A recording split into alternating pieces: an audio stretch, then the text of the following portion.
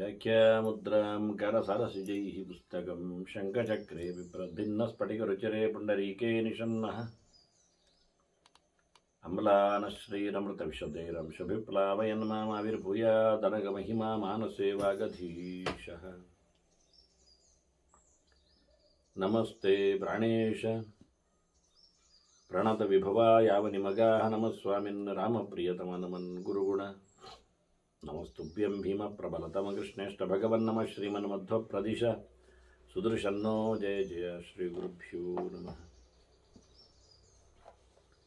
नारायणं सुरगुरुं जगदेकनाथं भक्तप्रियं सकललोकनमस्कृतं च त्रैगुण्यवर्जितमजं विभुमाद्यमीशं वन्दे भवग्नम् अमरासुरसिद्धवन्द्यं। नारायणं नमस्कृत्य नरं चैव नरोत्तमं देवीं सरस्वतीं व्यासं ततो जयमुदीरये।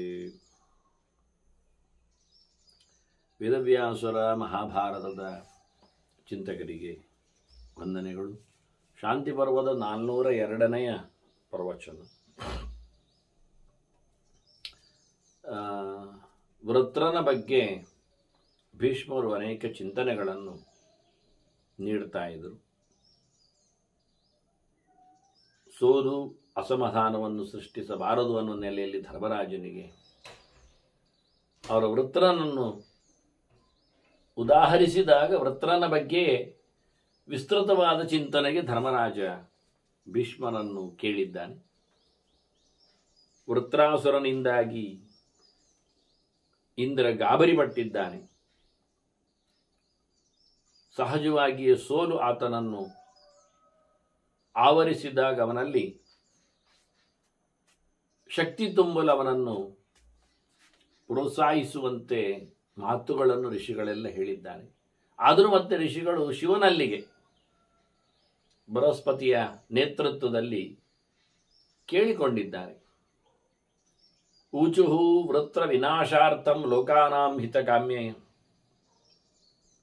ವೃತ್ರನ ಸಾವೇ ದೊಡ್ಡ ಸಂಗತಿ ಅಲ್ಲ, ಅದರಿಂದ ಲೋಕಕ್ಕೆ ಉಪಕಾರ ಆಗಬೇಕು. ಹಾಗಾಗಿ ಲೋಕಕ್ಕಾಗಿ ವೃತ್ರನ ಸಂಹಾರವನ್ನು ಬಯಸಿ ಶಿವನಲ್ಲಿಗೆ ಹೋಗಿ ಕೇಳುತ್ತಾರೆ. ಶಿವ ಅದಕ್ಕೆ ಅನುಕೂಲ ಮಾಡಿಕೊಟ್ಟ. ತತಃ ಭಗವತಸ್ತೇಜೋ ಜ್ವರೋ ಭೂತ್ವ ಜಗತ್ಪತೆ ಸಮಾವಿಶತು ತಥಾ ರೌದ್ರಂ ವೃತ್ರಂ ಲೋಕಪತಿಂ ತದಾ. ಲೋಕವನ್ನೆಲ್ಲ ತುಂಬಿದ ವೃತ್ರಾಸುರನಲ್ಲಿಗೆ ಶಿವ ತನ್ನಿಂದ ಸೃಷ್ಟವಾದ ತೇಜಸ್ಸು ಜ್ವರ ಅದನ್ನು ಅವನ ಮೇಲೆ ಅವನೊಳಗೆ ಪ್ರವೇಶ ಮಾಡುವಂತೆ ಮಾಡಿಬಿಟ್ಟಿದ್ದಾನೆ. ಹೀಗಾಗಿ ಶಿವನಿಂದ ಸೃಷ್ಟವಾದ ಜ್ವರ ರುದ್ರನಿಗೆ ಸಂಬಂಧಪಟ್ಟದ್ದಾದ್ರಿಂದ ರೌದ್ರವಾದ ಜ್ವರ. ಬಹಳಷ್ಟು ಜೋರಾಗಿ ಪ್ರತಾಪವನ್ನು ತೋರಿಸುತ್ತಿರುವ ವೃತ್ರನು ಭಯಂಕರನಾಗಿ ಕಾಣುತ್ತಾನೆ. ರೌದ್ರಾವತಾರದಲ್ಲಿದ್ದಾನವ, ನಾಶದ ಅವತಾರದಲ್ಲಿದ್ದಾನೆ. ಅವನೊಳಗೆ ಶಿವನ ಜ್ವರ ಪ್ರವೇಶ ಮಾಡಿದೆ. ಅತ್ತ ಒಂದು ಕಡೆಯಲ್ಲಿ ಭಗವಂತನಲ್ಲಿಯೂ ಅವರ ಪ್ರಾರ್ಥನೆ ಇರಲಾಗಿ ವಿಷ್ಣು ಚ ಭಗವಾನ್ ದೇವ ಸರ್ವಲೋಕಾಭಿಪೂಜಿತ. ಜನರೆಲ್ಲ ಪರಮಾತ್ಮನನ್ನು ತೊಂದರೆ ಬಂದಾಗ ಆರಾಧನೆ ಮಾಡಿದ್ದರಿಂದ ಐಂದ್ರಂ ಸಮಾವಿಶದ್ ವಜ್ರಂ ಲೋಕ ಸಂರಕ್ಷಣೆ ರತಃ. ಲೋಕದ ಉಳಿತಿಗಾಗಿ ಭಗವಂತ ಇಂದ್ರನ ವಜ್ರಾಯುಧದೊಡನೆ ವಜ್ರಾಯುಧಕ್ಕೆ ಪ್ರವೇಶ ಮಾಡಿದ್ದಾನೆ. ಹಾಗಾಗಿ ಕೈಯಲ್ಲಿನ ವಜ್ರಾಯುಧದಲ್ಲಿ ವಿಷ್ಣು ಪವರ್ ಇದೆ. ಅತ್ತ ಸೋಲು ಉಣಿಸ್ಲಿಕ್ಕೋಸ್ಕರ, ವೃತ್ರನನ್ನು ನಿಸ್ತೇಜಗೊಳಿಸ್ಲಿಕ್ಕೋಸ್ಕರ ಅವನೊಳಗೆ ಶಿವನ ಜ್ವರ ಸೇರಿಕೊಂಡಿದೆ. ಹೀಗೆ ಎರಡು ಕಡೆಯಿಂದ ನಡುವೆ ಈ ಕೆಲಸ ಮಾಡುವವ ಇಂದ್ರ. ಅತ್ತ ಇವನ್ನೆಲ್ಲ ನೋಡಿದರು. ಹಾಗಾಗಿ ಅತ್ತ ಪರಮಾತ್ಮನ ಸಂಬಂಧವನ್ನು ಗಮನಿಸಿದ, ಇತ್ತ ಶಿವನ ಸಂಬಂಧವನ್ನು ನೋಡಿದ ಋಷಿಗಳು, ವಸಿಷ್ಠರು, ಬೃಹಸ್ಪತ್ಯಾಚಾರ್ಯರು ಇವರೆಲ್ಲ ಸೇರಿಕೊಂಡು ಇಂದ್ರನಲ್ಲಿ ಜಹಿ ವೃತ್ರಂ ಜಹಿ ಜಹಿ ಅಂತ ಹೇಳಿ ವೃತ್ರಾಸ್ತ್ರನನ್ನು ಕೊಂದುಬಿಡು. ಈಗ ಅವರ ಕೈಯಲ್ಲಿರತಕ್ಕ ಆಯುಧದಲ್ಲಿ ವಿಷ್ಣು ತೇಜಸ್ಸು ಕಾಣುತ್ತಾ ಇದೆ. ಆ ಕಡೆಯಲ್ಲಿ ವೃತ್ರಾಸುರನಲ್ಲಿ ನಿಸ್ತೇಜವಾಗುವ ಸಂಗತಿ ಕಾಣ್ತಾ ಇದೆ. ಹಾಗಾಗಿ ಈಗಲೇ ಹೊಡೆಯೋದಾಗಲಿ ಅಂತೇಳಿ ಶಿವನು ಹೇಳುತ್ತಾನೆ, ಜಹಿತ್ವಂ ಯೋಗಮಾಸ್ಥಾಯ ಮಾವಮಂಸ್ಥಾಹ ಸುರೇಶ್ವರ. ರುದ್ರನು ಹೇಳಿಕೊಂಡ ಸಂಹಾರ ಆಗಲಿ ಅಂತ. ಪರಮಾತ್ಮನನ್ನು ಯೋಚನೆ ಮಾಡಿಕೋ,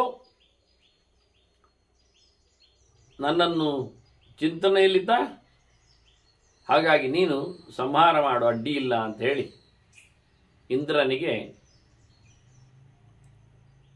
ಶಿವನು ಸಹ ಪ್ರೋತ್ಸಾಹವನ್ನು ಕೊಟ್ಟಿದ್ದಾನೆ. ಮತ್ತೆ ಮಾತು ಹೇಳುತ್ತಾನೆ, ಇವನು ಹಿಂದೆ ತಪಸ್ಸು ಮಾಡಿದ್ದಾನೆ,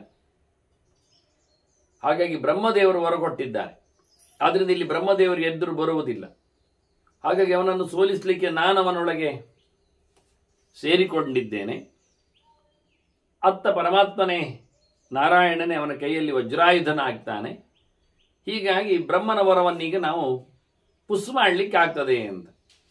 ಹಾಗಾಗಿ ಶಿವ ವೃತ್ರಾಸುರನೊಳಗೆ ಜ್ವರವನ್ನು ಹೊಕ್ಕಿಸಿದ್ದಾನೆ ಹೊರತು ಸಾಯ್ಲಿಕ್ಕೆ ಆಗುವುದಿಲ್ಲ. ವೃತ್ರ ಜರ್ಜರಿತನಾಗಬಹುದು.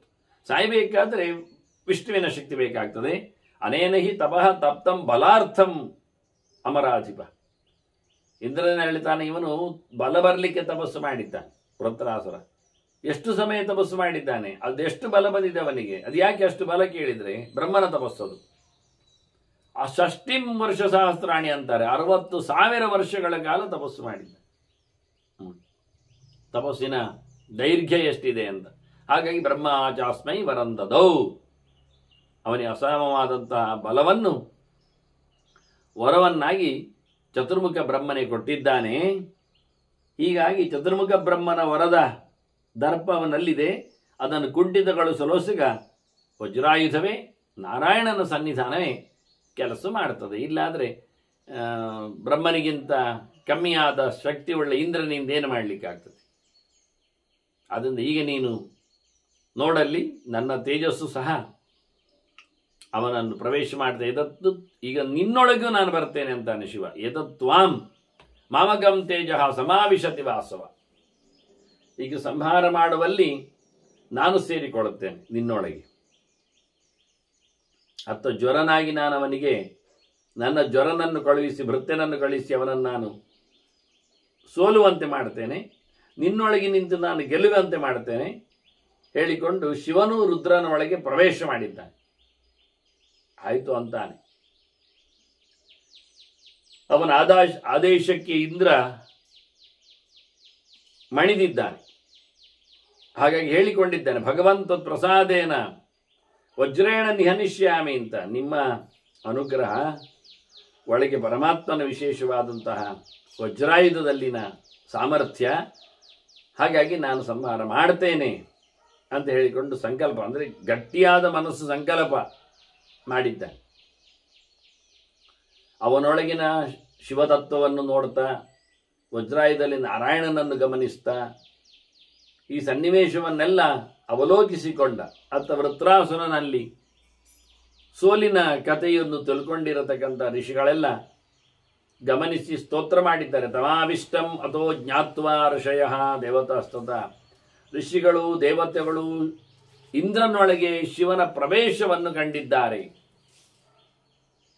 ಶಕ್ತಿಯನ್ನು ಗಮನಿಸಿದ್ದಾರೆ. ಹಾಗಾಗಿ ಸ್ತುವಂತಹ ಶಕ್ರಮೀಶಾನಂ ತಥಾ ಪ್ರಾಚೋದಯನ್ನಪಿ. ಹೀಗಾಗಿ ಇಂದ್ರನನ್ನು ಸ್ತೋತ್ರ ಮಾಡ್ತಾ ಇದ್ದಾರೆ, ಆದರೆ ಇಂದ್ರನೊಳಗಿರತಕ್ಕ ರುದ್ರನನ್ನು ಸ್ತೋತ್ರ ಮಾಡ್ತಾ ಇದ್ದಾರೆ. ಇದೇ ವಿಶೇಷ. ಯಾವಾಗ ಸ್ತುತಿಯಲ್ಲಿ ಇದನ್ನು ಬಹಳ ವಿಚಿತ್ರವಾಗಿ ಕರೀತಾರೆ, ಮಿಶ್ರ ಸ್ತುತಿ ಅಂತ ಹೇಳ್ತಾರೆ. ಸ್ತೋತ್ರ ಮಾಡಿದ್ದು ಹೊರಗಿನಿಂದ ಇಂದ್ರನ, ಆದರೆ ಅದರಲ್ಲಿ ಏನಾದರೂ ಶಬ್ದಗಳು ಇಂದ್ರನಿಗೆ ಸಂಬಂಧ ಪಡದಂತೆ ಬಂದರೆ ಅದು ಒಳಗಿರತಕ್ಕಂಥ ಶಿವನಿಗೆ ಸಂಬಂಧಪಟ್ಟದ್ದು ಅಂತ. ಅವರು ಸ್ತೋತ್ರ ಮಾಡಲಿಕ್ಕೆ ಹೊರಟದ್ದು ಇಂದ್ರನನ್ನು ಮತ್ತು ಒಳಗಿನ ರುದ್ರನನ್ನು ಇಬ್ಬರನ್ನು ಗಮನಿಸಿಯೇ ಅವರು ಸ್ತೋತ್ರ ಮಾಡ್ತಾರೆ. ಆ ಶಕ್ತಿಯನ್ನು ಅವರು ಕಂಡಿದ್ದಾರೆ, ಅವರಿಗೆ ಕಂಡಿದೆ. ಅವರಿಗೆ ಹೊರಗೆ ಇಂದ್ರ ಕಂಡಿದ್ದಾನೆ, ಒಳಗೆ ರುದ್ರನು ಕಂಡಿದ್ದಾನೆ. ಇದೇ ವೃತ್ರಾಸುರನ ಸಂಹಾರದ ಮಂತ್ರದಲ್ಲಿ ಇಂದ್ರನನ್ನು ಮಹಾವ್ರತ ಮಾಡಿ ಪ್ರಾಯಶ್ಚಿತ್ತದಿಂದ ಬಿಡುಗಡೆ ಮಾಡುವಾಗ ಆ ಮಹಾವ್ರತದಲ್ಲಿ ಮಧ್ಯಂದಿನ ಸಮನದಲ್ಲಿ ನಿಷ್ಕೈವಲ್ಯ ಶಸ್ತ್ರವನ್ನು ಹೇಳುವಲ್ಲಿ ಭಗವಂತನ 1000 ರೂಪಗಳ ಬೃಹತಿ ಚಿಂತನೆಯಲ್ಲಿ ವಿಶ್ವಾಮಿತ್ರರೇ ಅದನ್ನು ಸಾರಿದ್ದಾರೆ, ಶಸ್ತ್ರಮಂತ್ರಗಳನ್ನು. ಇಂದ್ರ ಯಜಮಾನನಾಗಿರುವವನವನು, ಅವನಿಗಾಗಿ ಆಗುವಂಥದ್ದು. ಆಗ ಅವನು ಹೇಳ್ತಾನೆ, ಇನ್ನೊಮ್ಮೆ ಹೇಳ್ತಾನೆ, ದ್ವಿತೀಯಂ ಮೇ ಶಂಸಾ ಅಂತ. ಸರಿ ಹೇಳಿದ, ಮತ್ತೆ ಪುನಃ ಹೇಳುವಂತ 1000 ಮಂತ್ರ ಇದೆ. ತೃತೀಯಂ ಮೇ ಶಂಸಾ ಅಂತಾನೆ, ಮತ್ತು 3ನೇ ಸತ್ಯ ಹೇಳು, ನನಗೆ ತುಂಬ ಖುಷಿ ಆಗ್ತಾ ಇದೆ ಅಂತಾನೆ. ಆಗ ವಿಶ್ವಾಮಿತ್ರ ಕೇಳಿಯೇ ಬಿಟ್ಟ, ಯಾರು ನೀನು ಅಂತ. ನಿಜವಾಗಿ ಯಜಮಾನನನ್ನು, ಇಂದ್ರನನ್ನು ಯಾರು ನೀನು ಕೇಳುವುದು ಹೌದಾ? ಯಾರು ನೀನು ಅಂತ ಕೇಳಿದ. ಆಗೇನಿಂದ್ರ ಹೇಳ್ತಾನೆ, ನಾನು ಇಂದ್ರ ಅಂತ ಹೇಳುವುದಿಲ್ಲ, ಮತ್ತೆ ಪ್ರಾಣೋ ಮಾಹಮ ಸ್ಪೃಶೇ ಅಂದ, ನಾನು ಪ್ರಾಣ ಇದ್ದೇನೆ ಅಂತ ಹೇಳಿಬಿಟ್ಟು. ಹಾಗಾದ್ರೆ ಅವನಲ್ಲಿ ಉದ್ಬೋಧಗೊಂಡಿರತಕ್ಕದ್ದು ಶಕ್ತಿ ಪ್ರಾಣಶಕ್ತಿ. ಹಾಗಾಗಿ ತುಂಬ ಖುಷಿ ಆಯ್ತು. ಇನ್ನೊಮ್ಮೆ ಹೇಳು ಅಂತ ಹೇಳಿದ್ದು, ಕೇಳಿಕೊಂಡದ್ದೆಲ್ಲ, ಸಂಭ್ರಮಿಸಿದ್ದೆಲ್ಲ ಆ ಪ್ರಾಣನೇ. ಇಂದ್ರನಿಗೆ ಪೂರ್ವವಾದಂಥ ಎಚ್ಚರ ಆಗಲಿ,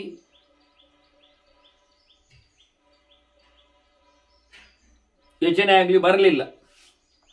ಹೀಗೆಯೇ ದ್ರೌಪದಿಯಲ್ಲಿಯೂ ಸಹ ಆಯಾ ದೇವಿಯರು ಎಚ್ಚರದಲ್ಲಿದ್ದಾಗ ಇತರರು ಅವರ ಅಲ್ಲದ ಗಂಡಂದಿರಾಗಿರುವುದರಿಂದ ಅವರು ಸುಪ್ತಿಯ ಹಾಗೆ ಕೆಲಸ ಮಾಡ್ತಿರಲಿಲ್ಲ, ಎಚ್ಚರದಲ್ಲಿ ಇರಲಿಲ್ಲ. ಹಾಗಾಗಿ ಅವರವರ ಪತ್ನಿಯರು ಅವರವರ ತಮ್ಮ ಗಂಡಂದಿರಲ್ಲಿ, ಪಾಂಡವರಲ್ಲಿ ರತರಾಗಿದ್ದ ಕತೆ. ಹಾಗೆ ಇಲ್ಲಿ ಸಹ ಇಂದ್ರನನ್ನು ಋಷಿಗಳು ನೋಡ್ತಾರೆ, ಅವನು ಇಂದ್ರನಾಗೆ ಕಾಣುವುದಿಲ್ಲ. ಅವರಿಗೆ ಶಿವ ಕಾಣುತ್ತಾನೆ. ಹಾಗೊಂದು ಆಗ್ತದ ಕೇಳಿದರೆ, ಈಗ ಒಂದು ಕಬ್ಬಿಣದ ಗುಂಡು ಇದೆ, ನೋಡುವಾಗ ಕಬ್ಬಿಣದ ಗುಂಡೆ. ಆದರೆ ನಾವೇನು ಮಾಡಿದ್ದೇವೆ ಅಂದರೆ ಅದಕ್ಕೆ ಕರೆಂಟ್ ಕೊಟ್ಟುಬಿಟ್ಟಿದ್ದೇವೆ, ಅಥವಾ ಅದನ್ನು ಕಾಯಿಸಿಟ್ಟಿದ್ದೇವೆ. ನೋಡುವಾಗ ಏನು ಗೊತ್ತಾಗುವುದಿಲ್ಲ. ಅದನ್ನೊಂಚೂರು ನೀರು ಹಾಕಿ ಹೋಗ್ತದೆ, ಇನ್ನೊಂದಕ್ಕೂ ಹಾಕಿ ನೀರು, ಅದು ಹೋಗುವುದಿಲ್ಲ. ಓ ಮ್ಯಾಜಿಕ್ ಹೇಳ್ತೇವೆ, ಮ್ಯಾಜಿಕ್ ಅಲ್ಲ, ಇದನ್ನು ಕಾಯಿಸಿಟ್ಟಿದ್ದಾರೆ, ಮುಟ್ಟಲಿಕ್ಕೆ ಬಿಡಲಿಲ್ಲ. ಹಾಗಾಗಿ ದೂರದಿಂದ ನೀರು ಹಾಕುವಾಗ ಹೋದದ್ದು ಕಾಣ್ತದೆ. ಹೊಗೆ ಹೋದದ್ದು ವಿಚಿತ್ರವಾದ ಹೊಗೆ ಹೀಗೆ ಹೋಗುವಾಗ ಅದು ಭೂತದಾಗೆ ಕಾಣ್ತದೆ ಅವರಿಗೆ. ಹಾಗೆ ಮ್ಯಾಜಿಕ್ ನಾವು ಹೇಳ್ತಾರೆ, ನೋಡಿ ಇದು ಶಕ್ತಿ ನನ್ನದು ಅಂತ ಹೇಳಿಕೊಂಡು. ಹೌದು, ಒಂದು ಜನ ನಂಬ್ತಾರೆ, ಮತ್ತೆ ಮುಂದಿನ ಎಲೆಕ್ಟ್ರಿಕ್ಸ್ ಅಲ್ಲಿ ತೋರಿಸ್ತಾರೆ. ಇದು ಮಾಡಿದ್ದೆಂಥದ್ದು, ಗುಂಡು ಮುಟ್ಲಿಕ್ಕೆ ಬಿಟ್ಟರೆ ಅದು ಬಿಸಿ ಆದದ್ದು ಗೊತ್ತಾಗ್ತದೆ. ಹೊರಗಿನಿಂದ ಕಾಣುವುದಿಲ್ಲ, ಗುಂಡು ಗುಂಡಾಗಿ ಕಾಣ್ತದೆ, ಕಬ್ಬಿಣದ ಉಂಡೆಯಾಗಿ ಕಾಣ್ತದೆ. ಆದರೆ ಮುಟ್ಟಿದಾಗ ಅದು ಬಿಸಿ ಇದೆ, ಬೆಂಕಿ ಅಲ್ಲಿ ಹಾಕಿದ್ದಾರೆ ಅಂತ ಗೊತ್ತಾಗ್ತದೆ. ಹಾಗೆ ಹೊರಗೆ ನೋಡುವಾಗ ಇಂದ್ರನಾಗಿ ಕಾಣುತ್ತಾನೆ, ಆದರೆ ಅವನು ಇಂದ್ರ ಅಲ್ಲ, ಒಳಗಿನ ಶಕ್ತಿ ರುದ್ರನದ್ದಾಗಿ ಬಿಟ್ಟಿದೆ ಈಗ. ಹಾಗೆ ಕೆಲವು ಕಡೆಗಳಲ್ಲೆಲ್ಲ, ಪುರಾಣಗಳಲ್ಲೆಲ್ಲ ಹೀಗೆ ಋಷಿಕೇಶ ಅಂತ ಕರೆದದ್ದು ಉಂಟು ಬ್ರಹ್ಮನನ್ನು. ಬ್ರಹ್ಮ ಏನು ಇಂದ್ರಿಯಗಳಿಗೆ ಒಡೆಯನ? ಇಂದ್ರಿಯಗಳ ಒಡೆಯ ಅಲ್ಲ ಅಂತ ಅಲ್ಲ ಅವನು. ಹೌದೇ, ಋಷಿಕ ಅಂದ್ರೆ ಇಂದ್ರಿಯಗಳು ಅಂತ ಅರ್ಥ ಮಾಡಿದ್ರೆ ಇಂದ್ರಿಯಗಳಿಗೆ ಒಡೆಯನು ಬ್ರಹ್ಮನು ಆಗ್ತಾನೆ. ಆದರೆ ಅದು ರೂಢಿಯಲ್ಲಿರುವುದು ಋಷಿಕೇಶ ಎನ್ನುವುದು ನಾರಾಯಣನಿಗೆ. ಕೂದಲು ಅವನದ್ದು ಜಡ ಅಲ್ಲ, ಆದ್ರಿಂದ ಆನಂದಮಯವಾಗಿದೆ, ಅದು ಚಿದ್ರೂಪದಲ್ಲಿ ಇದೆ. ಆದ್ರಿಂದ ಹಾಗಾಗಿ ಅವನನ್ನು ಋಷಿಕೇಶ ಅಂತ ಕರೆಯುವುದು ಅಂತ ಅರ್ಥ ಮಾಡಿಕೊಂಡ್ರೆ, ಹಾಗಾದ್ರೆ ಇಲ್ಲಿ ಸ್ತೋತ್ರ ಮಾಡಿದ್ರಲ್ಲಿ ಬಂದಿದೆ ಅಲ್ಲ ಋಷಿಕೇಶ ಅಂತ ಬ್ರಹ್ಮನ ಸ್ತೋತ್ರದಲ್ಲಿ ಹೇಳಿದ್ರೆ, ಹಾಗಾದ್ರೆ ಬ್ರಹ್ಮನ ಸ್ತೋತ್ರ ಅಲ್ಲ, ಅದು ಬ್ರಹ್ಮನೊಳಗಿನ ನಾರಾಯಣನ ಸ್ತೋತ್ರ. ಇಲ್ಲಿ ಬ್ರಹ್ಮನನ್ನೇ ಸ್ತೋತ್ರ ಮಾಡಿದ್ದವರು ಹೇಳಿಕೊಂಡಿದ್ದಾರೆ. ಹೌದು, ಬ್ರಹ್ಮನನ್ನೇ ಸ್ತೋತ್ರ ಮಾಡಿದ್ದು, ಆದರೆ ಹೆಚ್ಚಿನ ಮಾತುಗಳೆಲ್ಲ ನಡುವೆ ವಿಷ್ಣುವಿನನ್ನು ಕುರಿತಿರ್ತದೆ. ಎಲ್ಲಿದ್ದಾನೆ ವಿಷ್ಣು ಕೇಳಿದರೆ ಬ್ರಹ್ಮನ ಒಳಗೆ ಇದ್ದಾನೆ. ಹೇಗೆ ಗೊತ್ತಾಯಿತು? ಋಷಿಗಳಿಗೆ ಕಾಣುತ್ತದೆ, ಇಷ್ಟೇ ವಿಷಯ. ಅದನ್ನು ಅವರು ಮಾಡ್ತಾರೆ ಅಂತ ಹೇಳಿ ನಾವು ಮಾಡುವುದಲ್ಲ. ಮಿಶ್ರಸ್ತುತಿ ಅಂತ ಹೇಳಿ ನಾವೊಂದು ಹೆಸರು ಹಾಕಿ, ನೋಡಿ ನಾನೀಗ ಮಿಶ್ರಸ್ತುತಿ ಮಾಡ್ತೇನೆ ಎಂತ ಮಿಶ್ರಸ್ತುತಿ? ನಿಮ್ಮ ಮಿಶ್ರ ಖಂಡಿತ ಇಲ್ಲ. ಹಾಗಾಗಿ ನಾವು ಮಾಡುವುದರಲ್ಲಿ ಅರ್ಥ ಇಲ್ಲ. ನಾವು ದೇವರ ಹತ್ರ ಹೋಗಿಕೊಂಡು ಓ ನೀನೇ ಶಿವನು, ನೀನೇ ಗಣಪನು ಹೇಳಿಕೊಂಡು ಹೇಳುವುದರಲ್ಲಿ ಅರ್ಥ ಯಾಕೆ ನಾನು ಮಿಶ್ರ ಹೇಳಿದ್ದು? ಎಂತ ಮಿಶ್ರ ಹೇಳಿದ್ದು? ಕರ್ಮ. ಇದು ಅಲ್ಲಿ ಬೇಕಾಗ್ತದೆ ಕೆಲವೊಮ್ಮೆ ಪುರಾಣಗಳಲ್ಲಿ. ಯಾಕೆ ಅಂದರೆ ಅದರಲ್ಲಿ ಬಹಳಷ್ಟು ವೇದವ್ಯಾಸರಿಗೆ ತಾತ್ಪರ್ಯಗಳಿವೆ. ದುಷ್ಟಮೋಹನೆ ಒಂದು ತಾತ್ಪರ್ಯ, ಇಂಥದ್ದೆಲ್ಲ ಅನೇಕ ರೀತಿಗಳಲ್ಲಿ ಅದರ ಪ್ರಯೋಜನ ಇರಲಿಕ್ಕಾಗಿ ಅವರು ಇಂತಹ ಸ್ತೋತ್ರಗಳನ್ನೆಲ್ಲ ರಿವೀಲ್ ಮಾಡ್ತಾರೆ.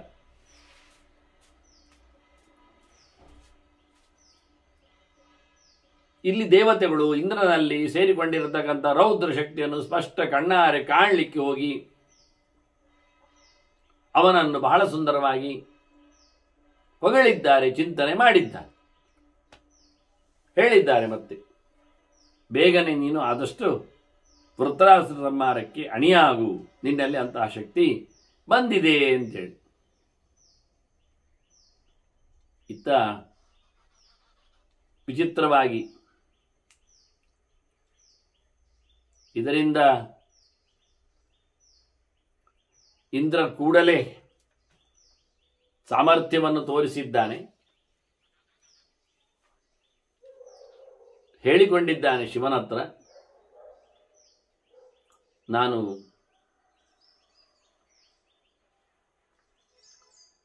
ಸಂಹಾರ ಮಾಡುತ್ತೇನೆ ಅಂತ ಸಂಕಲ್ಪ ಮಾಡಿಕೊಂಡಿದ್ದಾನೆ.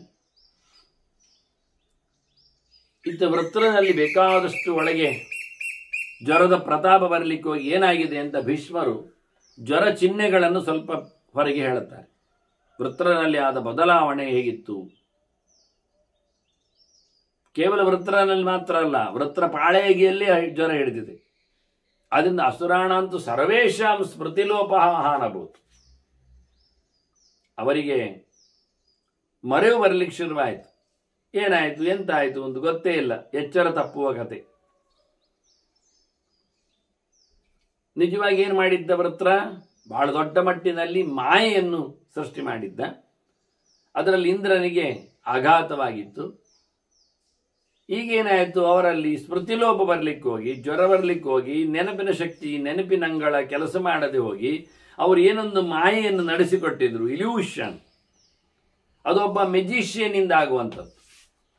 ಇಂದ್ರಜಾಲ ತನ್ನ ಮನಸ್ಸಿನ ಬಲವನ್ನು ಮಾಡಿಕೊಂಡು ತತ್ಸಂಕಲ್ಪದಂತೆ ಕ್ಷುದ್ರ ಶಕ್ತಿಯನ್ನು ನಡೆಸಿಕೊಡ್ತಾನದನ್ನು. ಆದರೆ ಅವನ ಮಂಡೆಯೇ ಗಿರ್ಮಿಟಾದಾಗ,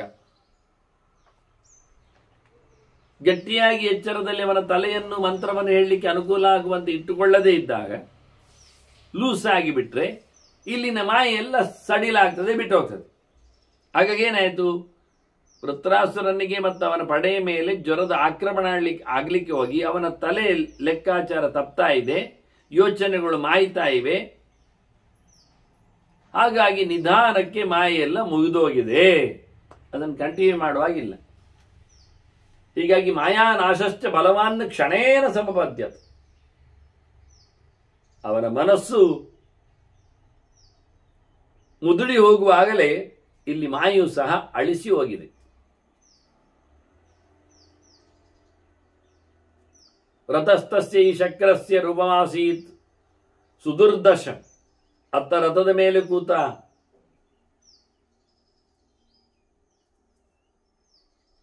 ಇಂದ್ರ ಅವನು ನೋಡುವುದೇ ಬಹಳ ಕಷ್ಟ ಆಗ್ತಾ ಉಂಟು. ಅಷ್ಟು ಭಯಾನಕವಾದ ತೇಜಸ್ಪೂರ್ಣವಾಗಿರತಕ್ಕಂಥ ದೇಹವನ್ನು ಹೊತ್ತು ನಿಂತಿದ್ದಾನೀಗ. ಒಳಗೆ ಪ್ರವೇಶ ಮಾಡಿದ ಶಿವ ಕೈಯಲ್ಲಿ ಹೊಳೆಯುವ ವಜ್ರಾಯುಧ ಬೇರೆ. ನಾರಾಯಣನ ಸನ್ನಿಧಾನದಿಂದಾಗಿ ಅವನ ಕೈ ಮತ್ತಷ್ಟು ದೃಢವಾಗ್ತಾ ಇದೆ.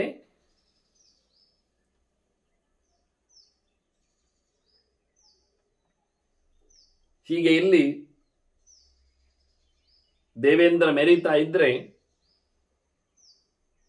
ರುದ್ರನ ಜ್ವರದ ಪ್ರಭಾವದಿಂದ ಅವನಿಗೆ ಬಾಯಿ ಬಿಸಿ ಆಗ್ತಾ ಉಂಟು. ವೃತ್ರನಿಗೆ ಜ್ವಲಿತಾಸ್ಯೋ ಭವತ್ ಅಂದ್ರೆ ಡ್ರೈ ಆಗುವುದು, ನೀರಿನ ಪಸೆ ಇಲ್ಲ. ಒಳಗೆ ಜ್ವರ ಬಂದ್ರೆ ಬಿಸಿ ಜಾಸ್ತಿ ಆಗುವುದಲ್ಲ, ಡಿಗ್ರಿ ಬಿಸಿ ಜಾಸ್ತಿ ಆದಾಗೆ ಮೈಯಲ್ಲಿನ ನೀರ ಪಸೆ ಖಾಲಿ ಆಗ್ತದೆ. ನೀರ ಪಸೆ ಖಾಲಿ ಆಯಿತು ಅಂದರೆ ಡಿಹೈಡ್ರೇಟ್ ಆಗುವ ಕ್ರಮ, ಅದು ಡೇಂಜರ್. ಹಾಗಾಗಿ ಇವನಿಗೆ ಬಾಯಿ ಎಲ್ಲ ಬಿಸಿ ಆಗ್ತಾ ಉಂಟಂತೆ, ಹೊಕ್ಕೆ ಹೇಳ್ತಾ ಉಂಟು, ಉರಿ ಆಗ್ತಾ ಉಂಟು. ಜ್ವಲಿತಾಸ್ಯ ಅಭವತ್ ಘೋರ ವೈವರ್ಣ್ಯಂಚ ಅಗಮತ್ ಪರಂ. ದೇಹ ಕಪ್ಪಿಡ್ಲಿಕ್ಕೆ ಶುರುವಾಗಿದೆ. ಬಿಸಿ ಜಾಸ್ತಿ ಆದ ತಕ್ಷಣ ಅಲ್ಲಿರತಕ್ಕಂಥ ಕೆಲವು ಕೋಶಗಳು ಕಲೆಯನ್ನು ಕಳ್ಕೊಳ್ಳುತ್ತವೆ, ಕಪ್ಪಾಗಿ ಶುರುವಾಗ್ತವೆ, ಬರ್ನ್. ಒಂದು ದೃಷ್ಟಿಯಿಂದ. ಬಣ್ಣ ಬದಲಾಗ್ತಾ ಉಂಟು, ವೈವರ್ಣ್ಯ ವೃತ್ರಾಸುರನದ್ದು. ಗಾತ್ರಗಂಪಶ್ಚ ಸುಮಹಾನ್ ಶ್ವಾಸಶ್ಚ ಅಪಿ ಅಭವತ್ ಮಹಾನ್. ಅವನಿಗೆ ದೇಹ ನಡುಗ್ಲಿಕ್ಕೆ ಶುರುವಾಗಿದೆ. ಭಯಂಕರ ದೊಡ್ಡ ದೇಹದಲ್ಲಿ ಬಂದಿದ್ದಾನೆ. ನಾವು ಲೆಕ್ಕ ಆಗಿದ್ದೆಲ್ಲ ಎಷ್ಟು ಯೋಜನೆ ಉದ್ದಾಗೆಲ್ಲ ಅಂತ. ಆಗ್ತಾ ಇಲ್ಲ ಅವನಿಗೆ,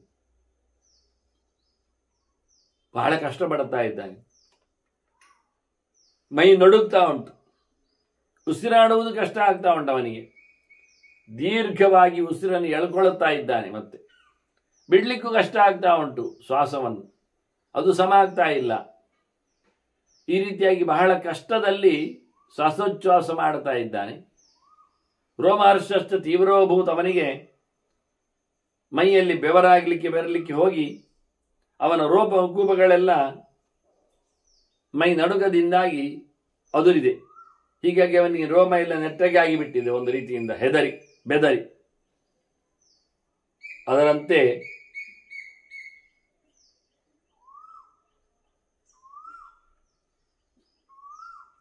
ಮೈಯಲ್ಲಿ ಸ್ವಾಸ್ಥ್ಯವನಿಗೆ ತಪ್ಪಿದೆ. ನಿಶ್ವಾಸಶ್ಚ ಮಹಾನ್ ರೂಪ.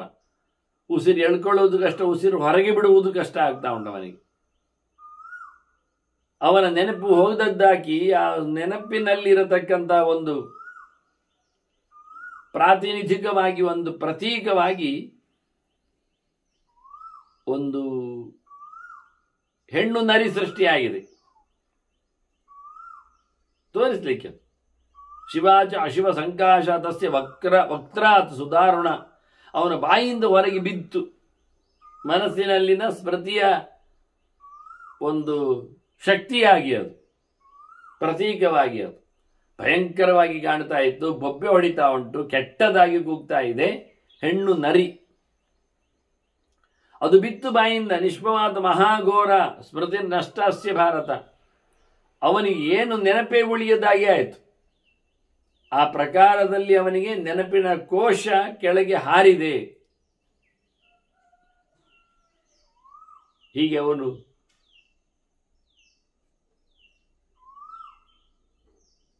ತಾನಿಯಾಗಿ ಯಾವುದನ್ನೇ ಕಳ್ಕೊಂಡಿದ್ದಾನೆ.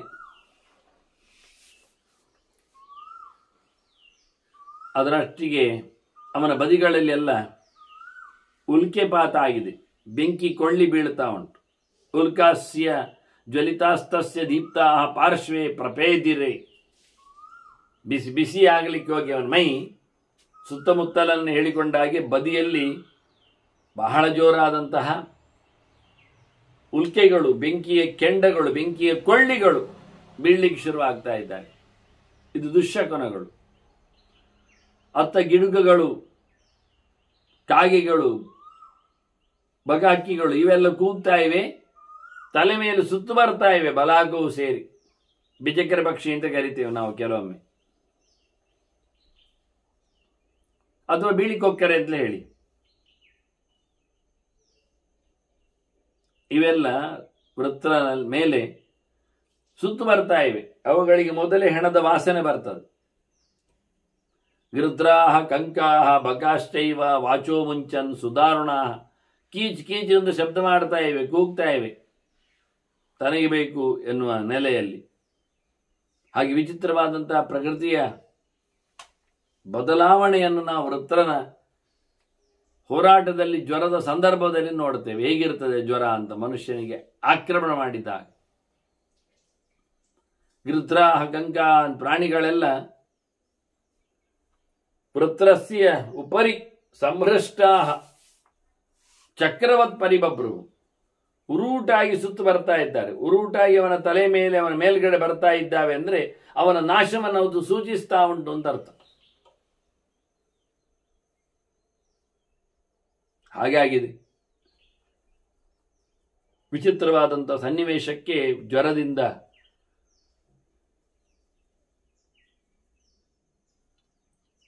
ಸೋತು ಬಿಟ್ಟಿದ್ದಾನೆ.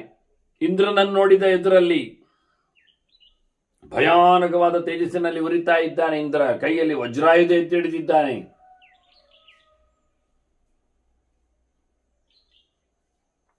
ಬಬ್ಬೆ ಹಾಕಿದ ಇವ ವೃತ್ರ ಹೆದರಿ. ಅಮಾನುಷ ಮತೋ ನಾದಂ ಸ ಮಮೋಚ ಮಹಾಸುರ, ಮೈಲುಗಾತ್ರದ ದೇಹದವ ಬೊಬ್ಬೆ ಹಾಕಿಬಿಟ್ಟ. ಆ ಬೊಬ್ಬೆ ಭಯಂಕರವಾಗಿತ್ತು. ಅತ್ಯಂತ ಎತ್ತರದ ಮೈಕಟ್ಟಿನವ ವೃತ್ರ.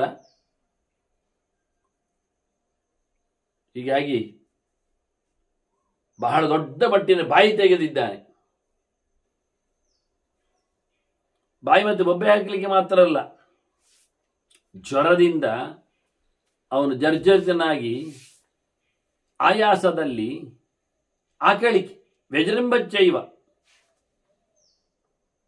ರಾಜೇಂದ್ರ ತೀವ್ರ ಜ್ವರ ಸಮನ್ವಿಸಿ, ಬಹಳ ಜೋರು ಮಟ್ಟಿನ ಜ್ವರದಿಂದಾಗಿ ಅವನಿಗೆ ಆಯಾಸ ಹೆಚ್ಚಾಗಲಿಕ್ಕೆ ಹೋಗಿ ಯಾವುದು ಮೈಯಲ್ಲಿ ಸರಿಯಾಗಿ ನಿಲ್ಲಲಾಗದೆ ಕೊನೆಗೆ ಬಹಳ ದೊಡ್ಡ ಮಟ್ಟಿನಲ್ಲಿ ಬಾಯಿ ತೆರೆದಿದ್ದಾನೆ, ಆಕಳಿಕೆ ಮಾಡಿದ್ದಾನೆ. ಆಗಲೇ ಇಂದ್ರನು ನೋಡಿದ.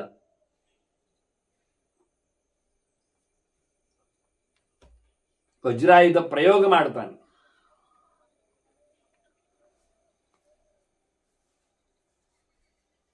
ಹೇಗೆ ಬಾಯಿ ತೆಡ್ಕೊಂಡದ್ದಕ್ಕಾಗಿ ಹೃದಯದೊಳಗೆ ಹೋಗಿ ಅದು ಹೊಡಗೊಳ್ಳೆ ಅಂತ ಹೇಳುವ ನೆಲೆಯಲ್ಲಿ ಅನ್ನುವಂತೆ. ಸವಜ್ರ ಸುಮಹಾತೇಜ ಕಾಲಾಂತಕ ಯಮೋಪಮ. ವಜ್ರವೋ ಭಾರಿ ಪರಾಕ್ರಮ ಉಳ್ಳತ್ತು, ಪರಮಾತ್ಮನ ಸನ್ನಿಧಾನಕ್ಕೆ ಪಾತ್ರವಾಗಿದೆ. ಹಾಗಾಗಿ ಕೃಷ್ಣ ಹೇಳುವಾಗ ಆಯುಧಾನಮಹಂ ವಜ್ರಂ ಅಂತಾನೆ. ಚಕ್ರ ಇಲ್ಲವ? ಇದೆ, ಚಕ್ರ ಇದೆ. ನಂತರದ್ದೊಂದು ಹೇಳಬೇಕಲ್ಲ, ಅಂದುಕೊಳ್ಳುವಂತೆ ಮತ್ತೆ ವಜ್ರಾಯುಧದ ಸ್ಥಾನಮಾನವನ್ನು ಹೇಳ್ತಾ ಇದ್ದಾನೆ. ಹಾಗೆ ಭಯಂಕರವಾಗಿರತಕ್ಕಂಥ ಸಂಕಟವನ್ನು ಅನುಭವಿಸುವಂತೆ ವೃತ್ರ. ಅದು ವಜ್ರ ಹೇಗಿತ್ತು ಆಯುಧ? ಕಾಲಾಂತಕ ಯಮೋಪಮಃ ಅಂತ. ಇದನ್ನು ಬಹಳ ಕಡೆಯಲ್ಲಿ ಬಳಸಿದ್ದಾರೆ ವೇದವ್ಯಾಸರು ಈ ದೃಷ್ಟಾಂತವನ್ನು. ಕಾಲ ಅಂದ್ರೇನೆ ಮೃತ್ಯು ದೇವತೆ.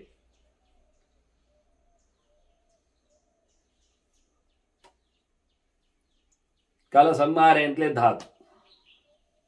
ಅಂತಕ ಅಂದ್ರೂ ಸಾವೆ ಅಂತ ಅಂದ್ರೆ ಕಡೆ ಅಂತ ಅರ್ಥ, ಕೊನೆಯನ್ನು ಮಾಡುವಂಥದ್ದು ಅಂತ. ಯಮ ಅಂದ್ರೆ ಯಮನೆ, ಮೃತ್ಯು ದೇವತೆ. ಆದರೆ ಅವನು ಏನು ಮಾಡಿದ್ರು ಒಂದೇ. ಆದರೆ ಯಮ ಶಬ್ದವನ್ನು ಹೆಸರು ಹೇಳಿಯೇ ನಿಲ್ಲಿಸಿದ್ದಾನೆ. ಅಂತಕ ಅಂದ್ರೆ ವಿಶೇಷಣವನ್ನು ಕೊಟ್ಟಿದ್ದಾನೆ, ಕೊನೆ ಮಾಡುವವ ಅಂತ. ಕೊನೆ ಮಾಡುವವ ಯಮ. ಯಮನಿಗದೇ ಕೆಲಸ. ಹಾಗಾಗಿ ವಜ್ರಾಯುಧ ಯಮನಂತೆ ಬಂದಿದೆ.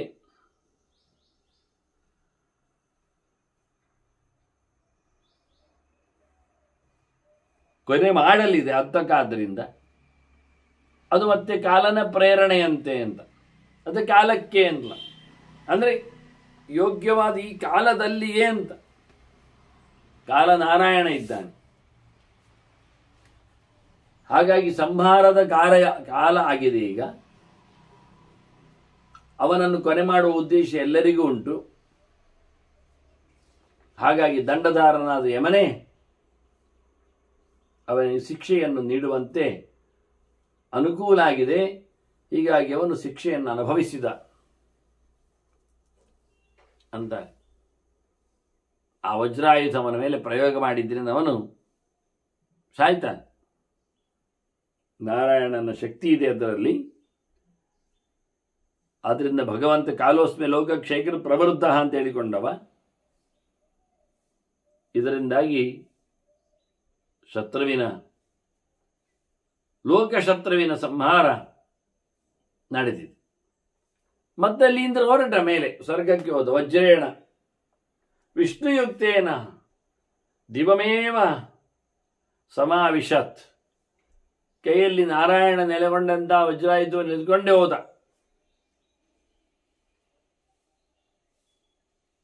ಸ್ವರ್ಗಕ್ಕೆ ತೆರಳಿಬಿಟ್ಟವ.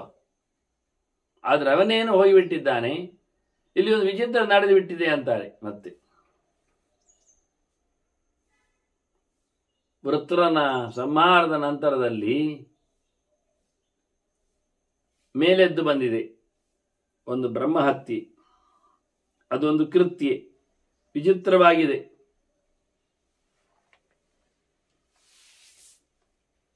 ಅದು ಬ್ರಹ್ಮಹತ್ಯ ಎನ್ನತಕ್ಕಂತಹ ದುಷ್ಟ ಶಕ್ತಿ ಒಂದು ದೃಷ್ಟಿಯಿಂದ ಅದು ಅಧಿದೇವತೆ, ಅದು ಮಹಾಘೋರ ರೌದ್ರ ಲೋಕ ಭಯಾವಹ, ಲೋಕಕ್ಕೆ ಹೆದರಿಕೆಯನ್ನು ಹುಟ್ಟಿಸುವಂತೆ ಕಾಣುತ್ತದೆ. ಭಾರಿ ಭೀಕರವಾಗಿದೆ. ಅದನ್ನು ಬಣ್ಣಿಸ್ತಾರೆ ಇಲ್ಲಿ ಹೇಗಿತ್ತು ಅಂತ. ಕರಾಳ ದಶನ ಭೀಮ ಭಯಂಕರವಾಗಿದೆ.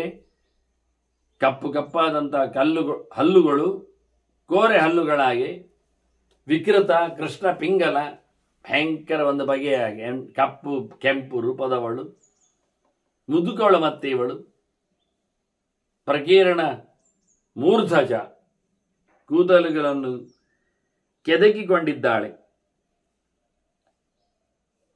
ಕೃತ್ಯ ಸಂಹಾರದ ಶಕ್ತಿ ಇದು. ಘೋರ ನೇತ್ರ, ದೊಡ್ಡ ಕಣ್ಣು, ಬೊಳೆದಿದೆ. ರುಧಿರಾದ್ರ ನೆತ್ತರಿನಿಂದ ಚಂಡಿಯಾಗಿದ್ದಾಳೆ. ಮೈ ನೆತ್ತರು, ವಾಸನೆ ನೆತ್ತರಿನದ್ದು. ಕಪಾಲ ಮಾಲಿನಿ, ತಲೆಬುರುಡೆಗಳ ಮಾಲೆ, ಚೀರವಲ್ಕಲ ವಾಸಿನಿ, ನಾರುಡೆ ಬಟ್ಟೆ ಸೊಂಟಕ್ಕೆ ಕಟ್ಟಿಕೊಂಡಿದ್ದಾಳೆ. ಹೀಗೆ ವಿಚಿತ್ರವಾಗಿ ಕಾಣ್ತಾ ಇದ್ದ. ಅದಕ್ಕಾಗಿಯೇ ನಾವು ಕೆಲವೊಮ್ಮೆ ತಲೆ ಕೂದಲು ಬಿಚ್ಚಿಕೊಂಡು ಬಂದವರನ್ನು ಹೇಳುವಾಗ ಇದು ಭೂತ, ಪ್ರೇತ, ಪಿಶಾಚಿ, ಕೃತ್ಯೆ ಎಲ್ಲ ಹೇಳುವಂಥದ್ದು. ಯಾಕೆಂದರೆ ಅವುಗಳು ಹೀಗಿರ್ತವೆ. ತಲೆ ಕೂದಲು ಕೆದರಿಕೊಂಡಿರ್ಲಿಕ್ಕಿಲ್ಲ.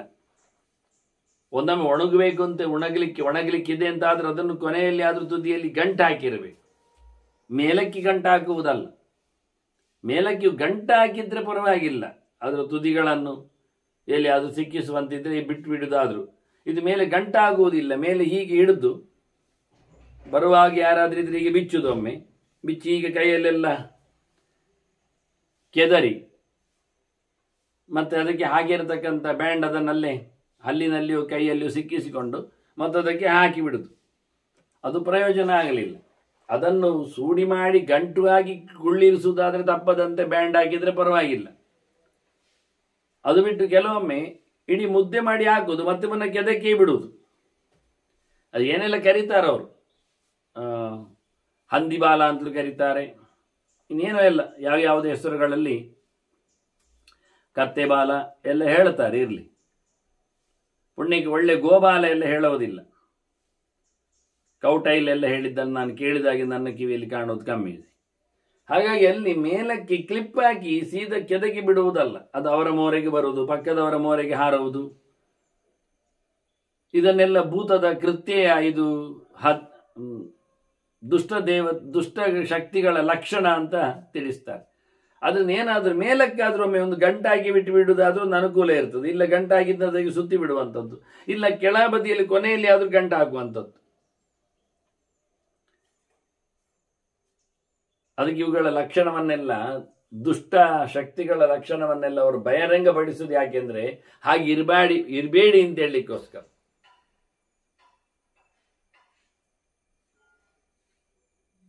ಆಕೆ ಇಲ್ಲಿ ವೃತ್ರಾಸುರನ ಸಂಹಾರದ ಬಳಿಕ ಬಂದು ಬಿಟ್ಟಿದ್ದಾಳೆ. ಇವನೇನು ಇಂದ್ರ ಸ್ವರ್ಗಕ್ಕೆ ಹೋಗಿದ್ದಾನೆ, ಇವಳು ಹೊರಡ್ತಾಳೆ.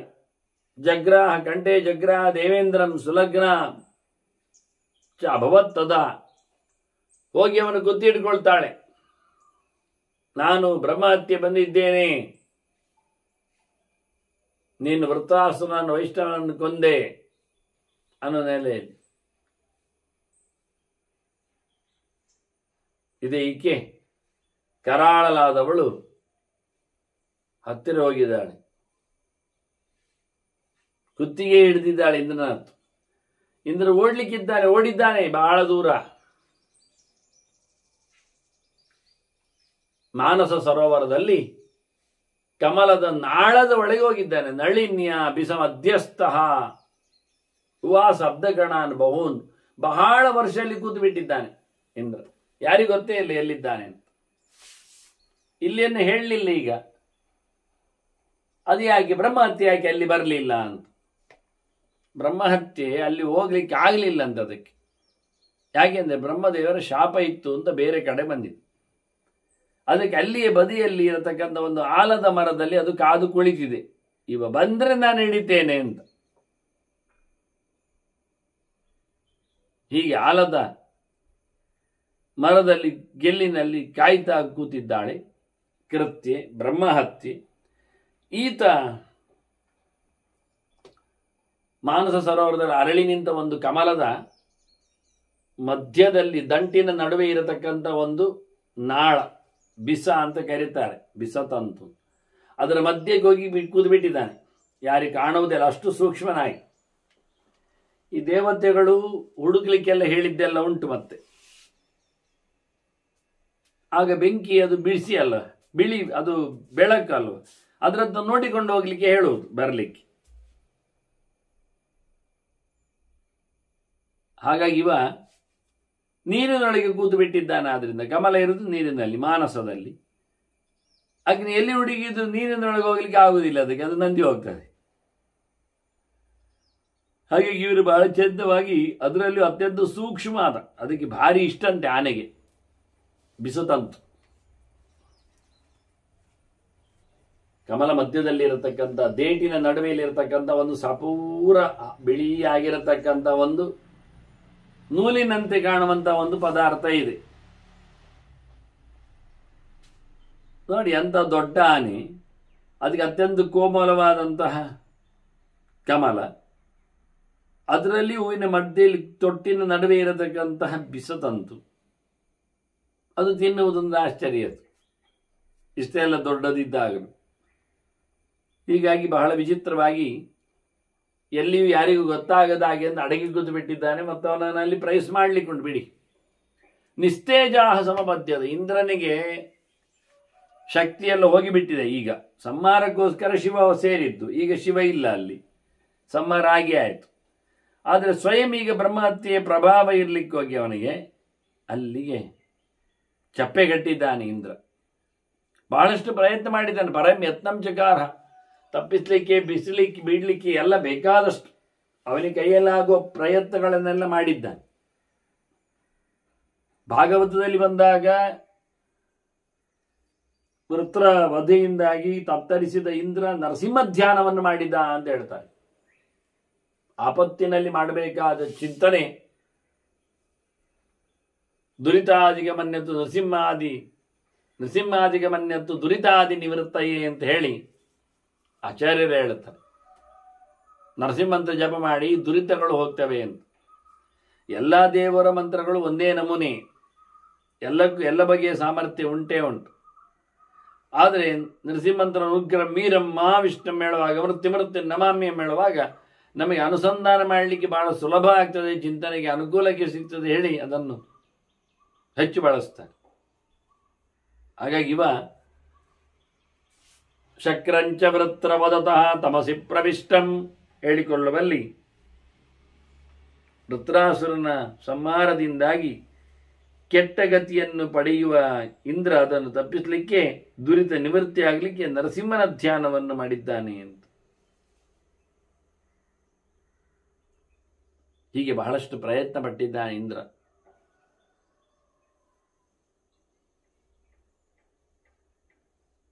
ಆದರೆ ಎಂತ ಮಾಡುವುದು ಅಂತ ಹೇಳಿ ಬ್ರಹ್ಮನಲ್ಲಿ ಕೇಳುತ್ತಾನೆ. ಬ್ರಹ್ಮದೇವರೆಡೆಗೆ ಇವನ ಬೆನ್ನ ಹಿಂದೆ ಮತ್ತೆ ಕೇಳಲಿಕ್ಕೆ ಹೋಗುವಾಗ ಕಾದುಗೊಳಿತ ಹತ್ಯೆಯೂ ಬಂದಿದೆ.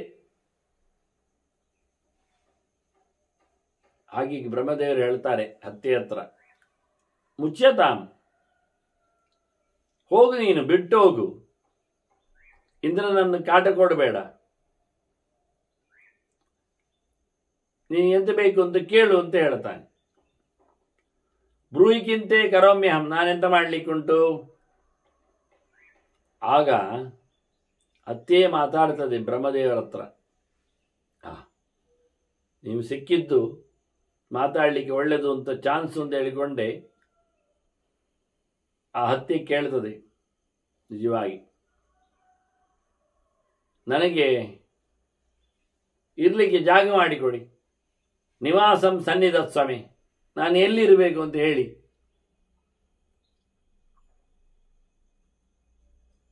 ಹಾಗಾಗಿ ಅವುಗಳನ್ನು ಹತ್ಯೆಯನ್ನು ಪಾಲು ಮಾಡಿ ಉಳಿದ ಕಡೆಯಲ್ಲಿ ಕೂತ್ಕೊಳ್ಳುವಂತೆ ನಿಜವಾಗಿ ಅನುಕೂಲ ಮಾಡಿಕೊಳ್ತಾರೆ ದೇವತೆಗಳು.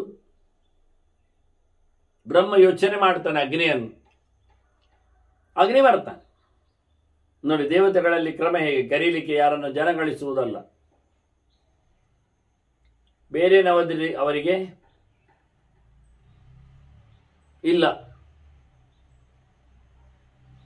ಯಂತ್ರಗಳು.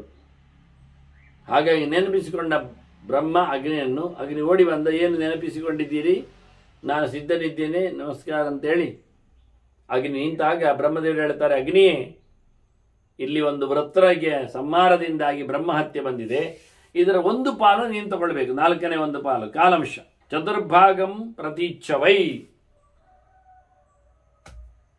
ಆಗ ಅಗ್ನಿ ಕೇಳುತ್ತಾನೆ, ಅಲ್ಲ ನಾನಿದನ್ನು ತಗೊಂಡ್ಬಿಟ್ರೆ ಹತ್ಯೆ ನನಗೆ ಪಾಪ ಬಂದಾಗೆ ಅಲ್ವಾ, ದೋಷ ಇದ್ದಾಗಲ್ಲ, ಇದರ ಬಿಡುಗಡೆಗೆ ನಾನು ಹೇಗೆ ಪಡೆಯುವುದು, ನನ್ನಿಂದ ಇದರ ಮೋಚನೆ ಹೇಗೆ?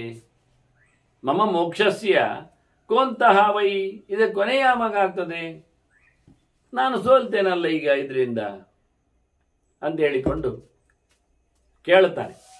ಹೀಗೆ ಒಂದೊಂದೇ 4 ಪಾಲು 4 ಪಾಲು, 4ನೇ ಒಂದು ಪಾಲು ಅಂತೇಳಿ ಉಳಿದವರಿಗೆಲ್ಲ ಹಂಚಲಿಕ್ಕುಂಟು. ಅಗ್ನಿಗೆ ಎಂತಹ ವರದಿಂದಾಗಿ ಅಥವಾ ಸಮಾಧಾನ ಪಟ್ಟಿಸಿ ಬ್ರಹ್ಮದೇವರ ಹತ್ಯೆಯನ್ನು ಪಾಲು ಮಾಡಿದ್ರು ಅನ್ನುವ ಚಿಂತನೆಯ ಜೊತೆಯಲ್ಲಿ ಉಳಿದ ಹತ್ಯೆಗಳ ವಾಸ್ತವವಾಗಿ ದೋಷಗಳು ಹೀಗೆ ಮನುಷ್ಯನನ್ನು ಕಾಡುವಂಥದ್ದು.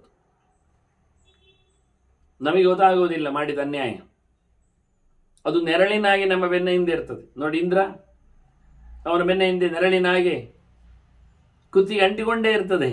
ಅಂದರೆ ಕುತ್ತಿಗೆ ಅಂಟುವುದು ಅಂದರೆ ಅವನನ್ನು ಸಾಯಿಸಲು ತಯಾರಾಗಿದೆ ಅಂತ ಅರ್ಥ.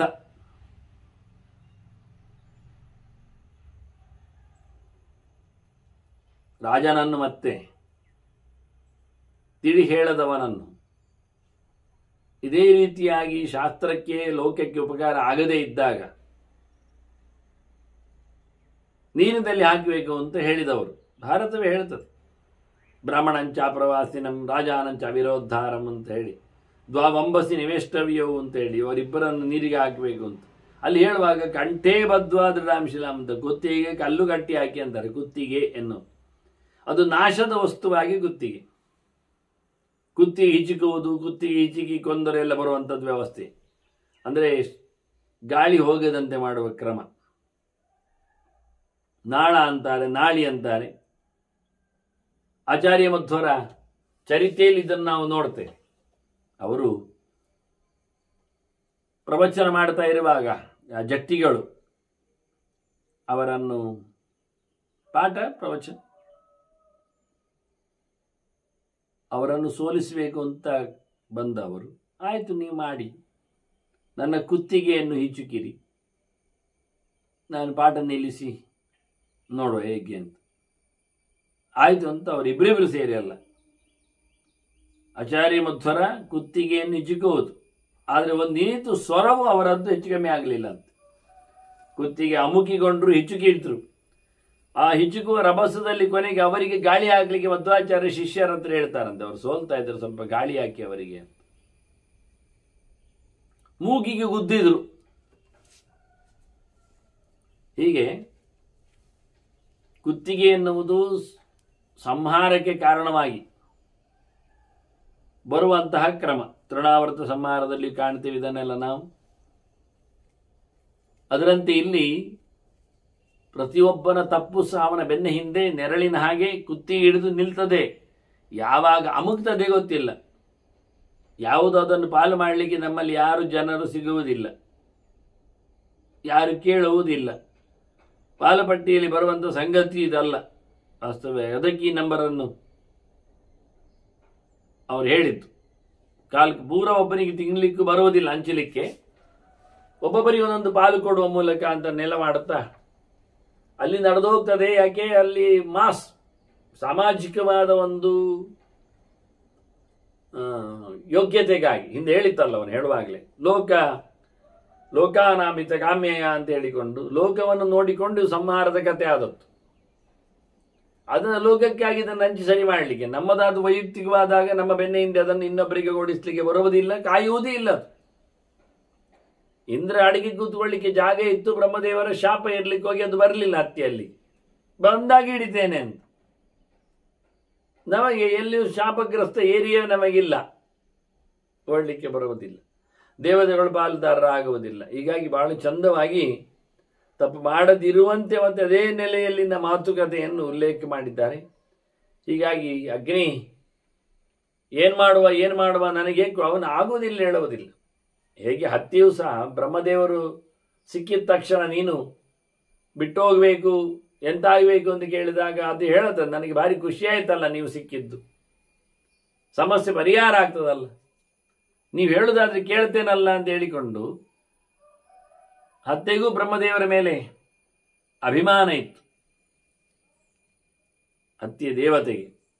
ಹಾಗೆ ಇಲ್ಲಿ ಅಗ್ನಿಯೂ ಸಹ ಅದನ್ನು ಪಡಿಬೇಕು ಅಂದಾಗ ಯಾವ ರೀತಿಯಲ್ಲಿ ಪಡಿತಾನೆ, ಅವನಿಗೇನು ಮತ್ತೆ ತುಂಬುವ ವರವನ್ನು ಮತ್ತೆ ಚತುರ್ಮುಖ ದಯಪಾಲಿಸಿದ್ದಾನೆ ಎನ್ನುವುದನ್ನು ವ್ಯಾಸರು ಹೇಳಿದ ಭಾರತದಲ್ಲಿ, ಅಂದರೆ ಭೀಷ್ಮರು ಹೇಳುವ ಗೆರೆಯಲ್ಲಿ ಧರ್ಮರಾಜನಿಗೆ ಹೇಗೆ ಬಂದಿದೆ ಎನ್ನುವುದನ್ನು ಮುಂದೆ ವೃತ್ರ ಚರಿತೆಯನ್ನು ಕೇಳುವ ವಂದನೆಗಳೊಂದಿಗೆ ಶ್ರೀಕೃಷ್ಣಾರ್ಪಣಮಸ್ತು. ನಾರಾಯಣ ನಾರಾಯಣ ನಾರಾಯಣ.